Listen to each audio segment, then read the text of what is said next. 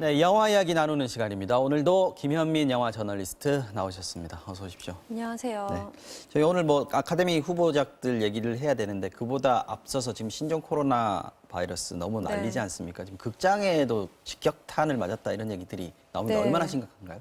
네, 맞습니다. 아무래도 지금 관객들이 그 인파가 몰리는 곳을 기피하는 경향도 있지만 그렇죠. 지난주에 그 어떤 극장에 확진자가 다녀갔다는 뉴스가 보도되면서부터는 더 거부감이 커진 것 같은데요. 일시적으로 폐쇄가 되기도 했었고요. 네, 그 8년 만에 지금 가장 최저치를 1월 달에 기록을 해서 그 작년에 비하면 네. 128만 명 이상이 1월 달에만 줄어들었고요. 지금 2월에 들어서는 작년 동기와 대비를 하면 체감상으로는 극장 관계자들에 따르면 네. 30~40%까지 관객들이 빠진 상태입니다. 썰렁하다 이렇게 봐야 네, 될 실제로 거거든요. 가서 극장에서 보시면 눈으로도 확인하실 수 있을 정도로 그리고 뭐 밤에 상영하는 영화들 같은 경우는 아무리 화제작이라고 해도 극장의 거의 좌석수가 10개 정도밖에 채워지지 않은 네, 그런 상황이에요. 평소 같으면 이제 설 연휴 때도 설일 연휴도 포함되어 네. 있었기 때문에 숫자가 원래는 통계상으로는 올라가야 되는 건데 맞죠. 오히려 네. 빠졌다는 걸 네. 보면 네. 평일에는 더 많이 빠졌다라고도 볼 수 있겠군요. 그래서 오히려 지금 온라인 동영상 서비스 이용객은 그런 거 높아지고 있고요. 집에서 보겠다. 네, 또 재미있는 것은 그 바이러스 재난 영화를 소재로 한 그런 영화들 있죠. 막 많이 있죠. 컨테이전. 감기도 있었고요. 네, 맞아요. 지금 급상승하고 있습니다. 이거 사실 영화로 만들어도 될 만한 상황들이 벌어지고 있어요. 특히 일본 크루즈 여객선 같은 경우에는 지금 영화라는 게 사실은 굉장히 오랜 기간 준비를 해야 되는 거지 않습니까? 뭐 기획도 있을 것이고 시나리오 단계도 있을 것이고.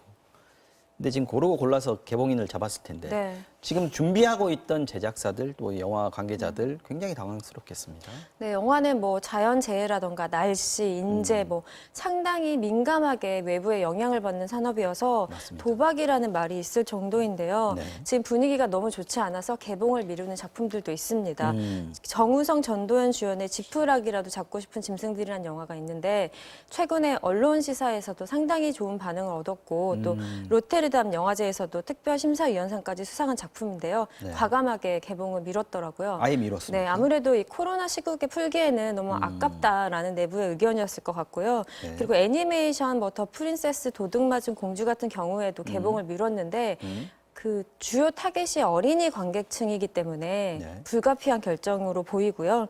그리고 예정대로 개봉하는 영화도 있는데 네. 라미란 씨 주연의 정직한 후보 같은 경우는 고민을 하다가 네. 아무래도 지금 그냥 개봉하는 게 좋겠다는 판단을 내렸는데 이미 홍보를 많이 시작한 상태였고요. 영화 소개 프로그램에서도 거의 다 풀렸어요. 네, 그리고 또 코미디 영화이다 보니까 이런 시국에 차라리 국민들에게 희망을 주겠다, 네, 웃음을 드리고 싶다 이런 얘기를 하더라고요. 그리고 영화들이 뒤로 가면 아무래도 배급 경쟁이 치열해질 것이기 때문에 저는 합리적인 선택을 했다고 보입니다. 지금 오늘 소개해 주실 영화들이 이제 아카데미 특수를 노리는 후보작들.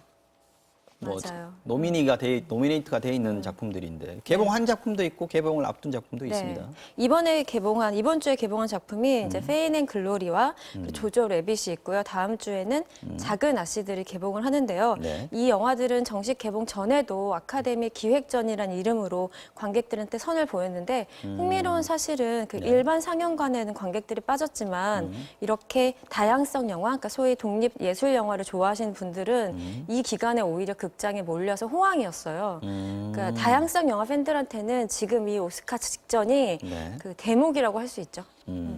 페인 앤 글로리 말씀하신 것 중에 네. 이건 스페인 영화인 거죠? 네, 스페인 그러면은 영화입니다. 국제 장편 영화상에서도 경쟁작이겠네요. 네, 기생충과 이제 경쟁작으로 올라 있는 작품이고요. 네. 나무주연상 후보에도 올랐습니다.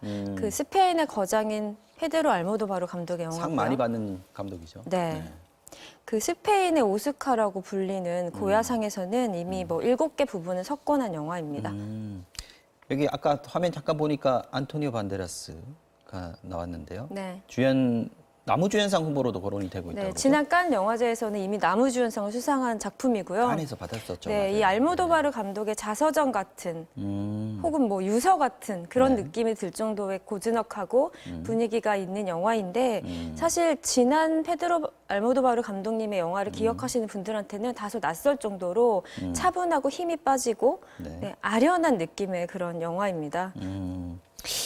이게 지금 개봉을 한 거죠, 이거는? 이 네, 영화는? 이번 주에 글로리는? 개봉했습니다. 네. 같이 개봉한 영화가 또 하나 더 있는데 아까 말씀하신 것 중에 조조 래빗. 네. 이건 어떤 영화입니까? 조조 래빗은 이제 기생충과 함께 아카데미 작품상 후보에 올라 있는 작품이고요. 네. 여우 조연상, 각색상 뭐 6개 부분으로 오른 작품인데요. 네. 2차 세계대전 말미에 독일의 한 마을이 배경이고 엄마와 단둘이 사는 10살 소년이 나치즘에 빠져 있어요. 아, 아이가 나치즘에 네, 빠져 있다. 왜냐하면 네. 아이가 현실에서는 그 약간 겁쟁이로 놀림을 받는 상황이라 아무래도 강한 것에 끌리는 모양인데요.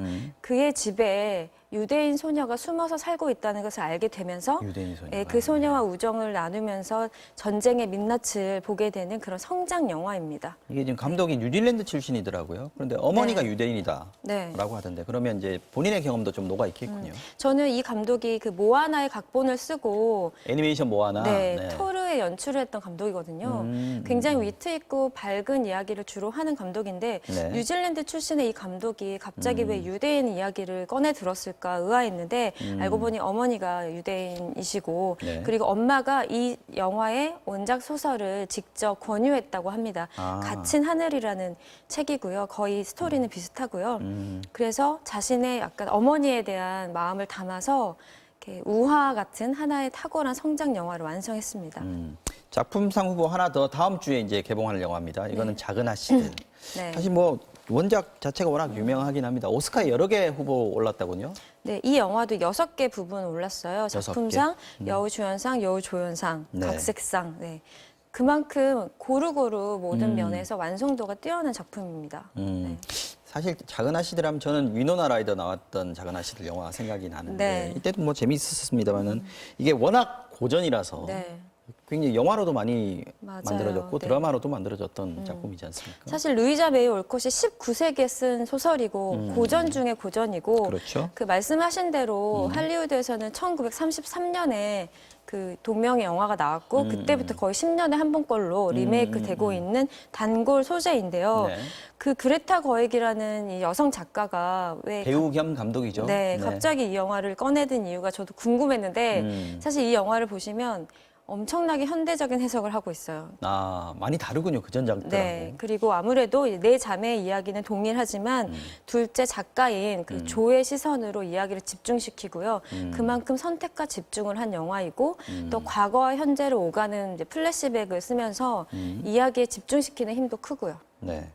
여기 티모시 살라메가 나오지 않습니까? 티모시 살라메 예. 좋아하십니까? 저는 안 좋아하는데 여자분들은 너무너무 좋아하더라고요. 꽃미남이라고. 그렇죠. 콜미 바이 유어 네임으로 한국에서는 마니아를 이끌고 있는 배우인데요. 우리나라에도 한번 왔었잖아요, 지난번에. 네, 굉장히 프렌들리한 모습을 보이고 가서 더 인기가 급상승했는데요. 네. 이 영화에서도 이 여성들 사이에서 이 여성들을 이해해주는 그런 남성으로 등장하죠. 네. 그리고 그레타 거익이 네. 그 자신의 전작인 레이디 버드에서도 기용했던 배우거든요.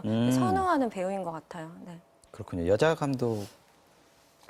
감독 주목하는 분도 많이 있습니다. 여성 아까 네. 말씀하실 때도 약간 여성주의가 조금 더 강해지는 느낌도 있었던 것 같은데. 네, 페미니즘이 거의 전면에 나서고 있다고 저는 보여지고요. 네. 그리고 그레타 거익 감독 자체가 원래 그 작가이기도 했던 배우라서 네. 자신의 색깔을 많이 드러냈던 그런 인물이에요. 그래서 프란시스 하라던가 네. 미스트리스 아메리카 같은 작품도 보시면 네. 주연을 맡고 각본도 겸하고 있는데 그때부터 여성의 목소리, 여성의 생존권이라던가 선택권에 대한 이야기를 꾸준히 해온 감독이고요. 심지어 그 레이디 버드라는 장편 데뷔작으로 네. 그 첫 작품으로 오스카 작품상 후보에 올랐던 저력 있는 그런 감독입니다. 한국에도 마니아 팬들이 굉장히 많고요. 그렇죠. 네. 여배우들 이게 뭐 어쨌든 원작 자체가 여성들에 대한 이야기고요. 네. 작은 아씨들이고 제목도 아씨들이지 않습니까? 네. 감독도 여자 감독이고 어쨌든 여배우들이 눈에 많이 띕니다. 유명한 배우들이 많이 나오고 엠마 왓슨도 나오고요. 네, 네. 해리포터의 엠마 왓슨도 언니 큰언니로 헤르미온네. 나오고요. 네. 네. 그리고 플로렌스 퓨, 박찬욱 감독이 미국에 가서 찍었던 드라마 주인공이었던 그 배우도 나오고 네. 로라던 메릴 스트립까지 네, 헐리우드의 쟁쟁한 여성 배우들을 다 만날 수 있는데 네. 사실 그레타 거익 같은 배우 출신의 감독이 강점을 보이는 지점이 연기 디렉션이 뛰어나다. 그래서 이 배우들을 아우르게 하고 본인이 배우니까. 네, 스크린 안에서 서로 약간 편안하게 즐기고 있다는 게 관객한테도 느껴질 정도거든요. 그래서 이 안에서 중심 인물은 당연히 조 역할을 하는 시얼사 로넌인데요. 이 로너는 이 배우들과 한 명씩 주고받을 때도 왈츠를 추듯이 굉장히 유연하고 네, 중심에 있다는 존재감을 놓치지 않는 그런 연기를 보이고 있어서 네. 저는 이번 여우주연상 후보에 올랐는데 유력하다고 생각합니다. 받을 가능성이 높아졌다. 네. 이분이 이제 골든글로브에서도 여우주연상을 받았는데 이 영화로 받은 건 아니죠? 네, 그 감독의 데뷔작이었던 레이디 버드로 그때 골든글러브에서 당시에. 뮤지컬 코미디 부분에 여우주연상과 작품상을 받았거든요. 네. 그러니까 이 배우와 이 감독의 시너지가 굉장히 좋아요.